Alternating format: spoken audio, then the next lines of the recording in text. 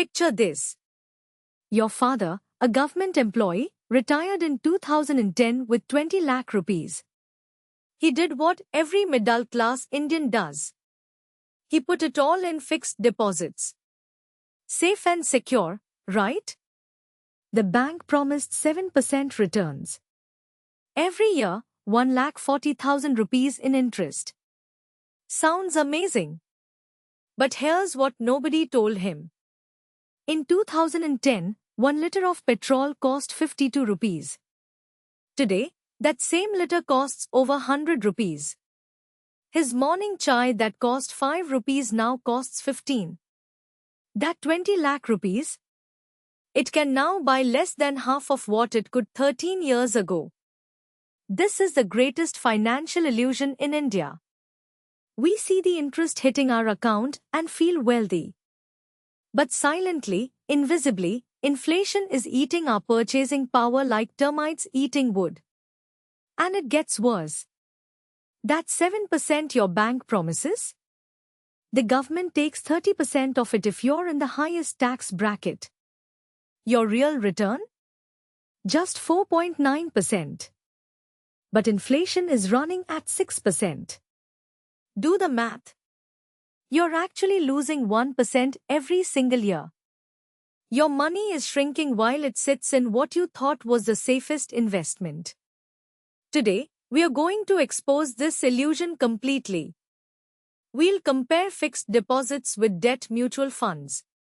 We'll look at the massive taxation changes from 2023. And by the end of this video, you'll know exactly which option actually grows your wealth. Let's begin. Let's do some real math that your bank relationship manager will never show you. Imagine you have 10 lakh rupees to invest. You walk into your bank and they offer you a fixed deposit at 7.5% for 3 years. Sounds great on paper. Let's calculate. After 3 years, your FD grows to about 12,40,000 rupees. Total interest earned, 2,40,000. But wait. If you're earning above 15 lakh annually, you're in the 30% tax bracket. TDS is deducted at 10%, but you owe 30%. So you pay 72,000 in taxes. Your actual return becomes 1,68,000, or roughly 5.6% annually. Now factor in inflation. Reserve Bank of India targets 4% inflation, but actual inflation for essential goods runs between 5 to 7%. Let's be conservative and say 5.5%. Your real return after inflation? Just 0.1%. Practically zero. 10 lakh rupees worked for 3 years to give you almost nothing in real purchasing power. This is why the middle class in India struggles to build wealth despite saving religiously. Now, debt mutual funds work differently. They invest in government bonds, corporate bonds, and money market instruments. Before April 2023, if you held debt funds for more than 3 years, you got something magical called indexation benefit. This adjusted your purchase price for inflation, dramatically reducing your taxable gains. Let me show you how this worked with the same 10 lakh example. After 3 years with similar returns, your indexed cost would increase from 10 lakh to about 11,70,000. Your taxable gain? Only 70,000 instead of 2,40,000. At 20% tax, you'd pay just 14,000. That's a massive difference. Before we go further, let's understand what debt mutual funds actually are. Think of them as a basket of loans. When you buy a debt mutual fund, your money gets pooled with thousands of other investors. The fund manager then lends this money to the government, to corporations, to banks. These borrowers pay interest, and that interest becomes your return. It's like being a mini bank yourself, but with professional management and diversification. Now, there are different types of debt funds based on what they invest in and for how long. Liquid funds invest in very short-term instruments, usually maturing within 91 days.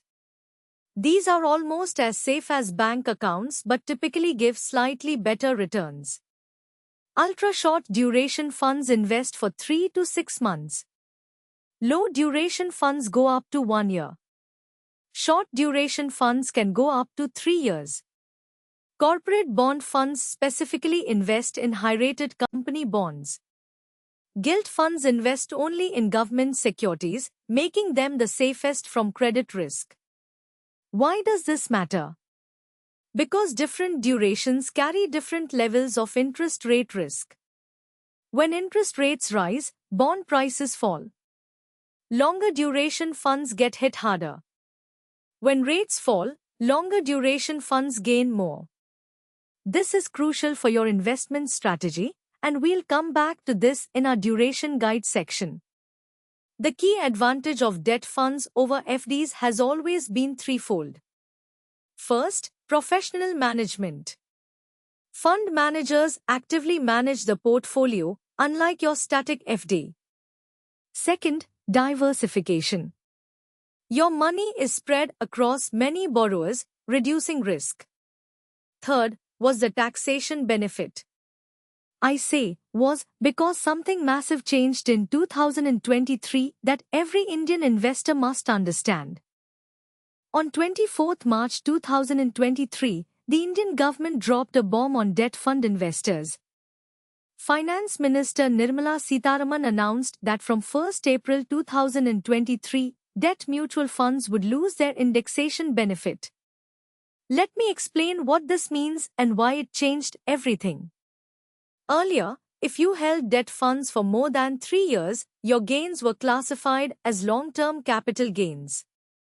You could adjust the purchase price for inflation using something called the Cost Inflation Index. This meant you paid 20% tax only on the inflation-adjusted gain.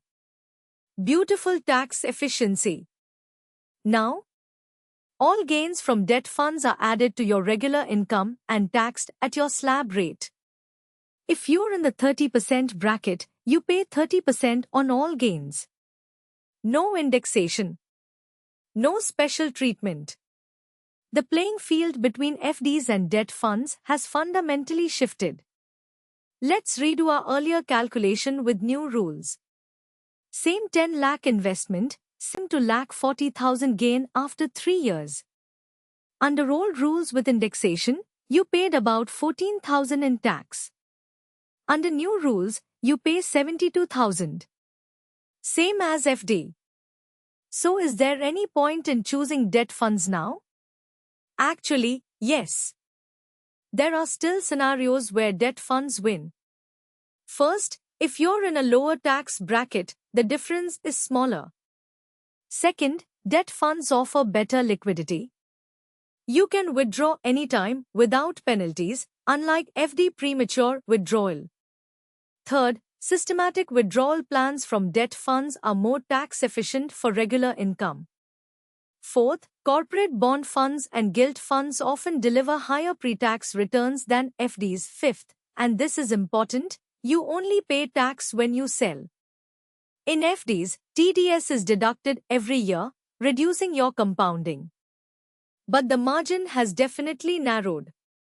Your choice now depends more on credit risk tolerance and liquidity needs than taxation. Here's something FD lovers always say, bank deposits are guaranteed up to 5 lakh by DeCoG. True. But here's what debt fund critics say, debt funds can lose money if borrowers default. Also true. Let's talk about credit risk honestly. In 2019, Franklin Templeton's debt funds froze withdrawals after investing in risky bonds that defaulted. Thousands of investors couldn't access their money for years. This wasn't a small fund house. Franklin Templeton is a global giant. This shook confidence in debt funds across India. So how do you protect yourself? First, understand credit ratings. AA is the highest rating, meaning extremely low default risk. Government securities are considered sovereign, even safer than AA. A is still high quality. A is medium quality. Below A, you're taking significant credit risk. When choosing debt funds, look at the portfolio quality. Funds that invest primarily in AA and government securities have minimal credit risk. Funds that chase higher yields by investing in lower-rated bonds carry real danger. Second, diversify across fund houses. Don't put all your debt investments in one AMC. Third, prefer funds with lower average maturity if you're risk-averse. Fourth, check the fund's AUM or assets under management.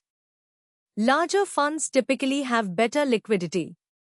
Now, for truly risk-averse investors, gilt funds are worth considering. They invest only in government securities. Zero credit risk. The Indian government has never defaulted on domestic debt. But remember, even gilt funds have interest rate risk. If RBI raises rates, gilt fund NAVs can fall temporarily. Nothing is completely risk-free in investing. The question is which risks you understand and are willing to take. Let's get practical. How do you actually choose between FDs and debt funds based on your specific situation?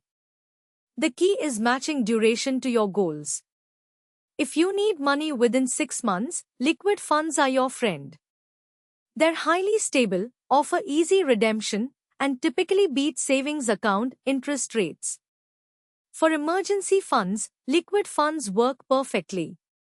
For 6 months to 1 year, ultra-short or low-duration funds make sense.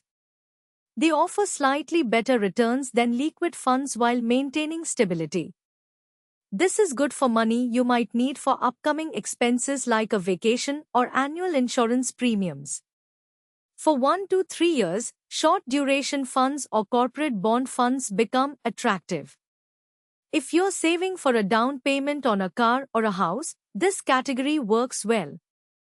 FDs also compete strongly here since both now have similar taxation. For 3 years and beyond, this is where things get interesting.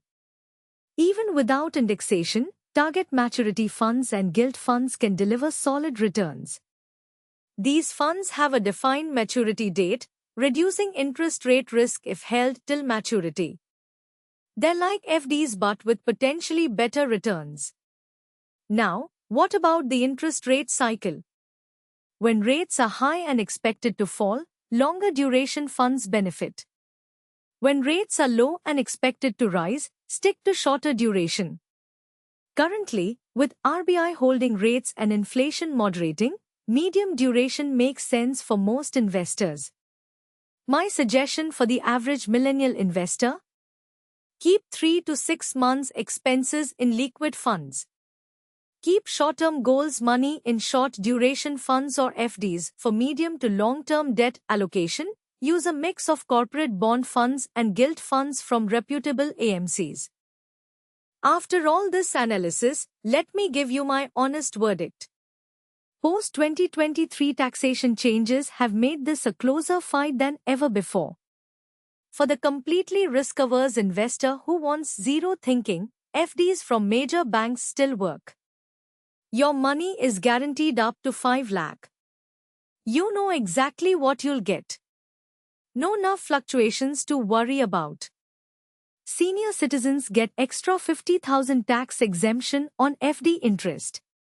For the slightly more sophisticated investor willing to learn, debt funds offer advantages. Better liquidity without penalties. No annual TDS eating into compounding. Potential for slightly higher returns with appropriate fund selection. More flexibility in withdrawal patterns. For the tax-savvy investor, arbitrage funds deserve a mention. They're classified as equity funds, so gains after 1 year are taxed at only 10% above 1 lakh. They deliver FD-like returns with better tax efficiency. Worth exploring. Here's my framework. If your taxable income is below 10 lakhs, the tax difference is minimal. Choose based on convenience and liquidity needs. If your taxable income is above 15 lakhs, every percentage point matters. Consider a mix: FDs for absolute safety, debt funds for better liquidity and potential returns. Always keep 6 months' expenses liquid. For any debt fund investment, stick to AA-rated portfolios from top 10 AMCs. The days of debt funds being an obvious winner over FDs are gone. But they're not losers either. It's now about matching the right instrument to your specific situation, risk tolerance, and financial goals. If this video helped you understand fixed income investing better, hit that subscribe button for Mahayukti Finance. We break down complex financial concepts into actionable knowledge every week. Your financial freedom journey starts with education. Keep learning, keep growing, and I'll see you in the next one.